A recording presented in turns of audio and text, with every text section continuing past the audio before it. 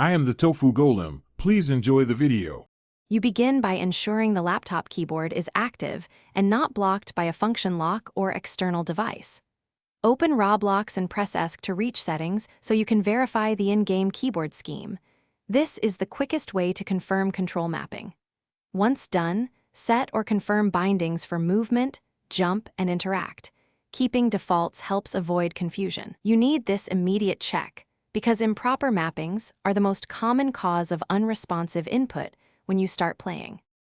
Now you configure mid-stage controls and practice to be efficient.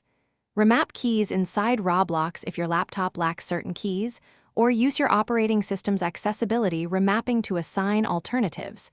This fixes layout inconsistencies. Then test movement with WASD, space for jump, and the mouse for camera control. Adjust sensitivity so turning feels natural. Once comfortable, spend a few minutes in a safe map area or tutorial to build muscle memory and confirm all bindings behave as expected. To finish, you fine-tune settings and prepare for issues.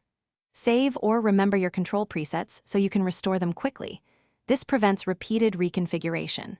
If keys stop working, check the function lock, update or reinstall keyboard drivers, and ensure Roblox has focus so it captures input.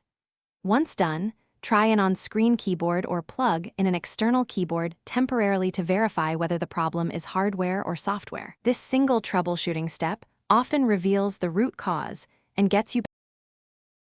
Thanks for watching. Consider subscribing if we helped you today.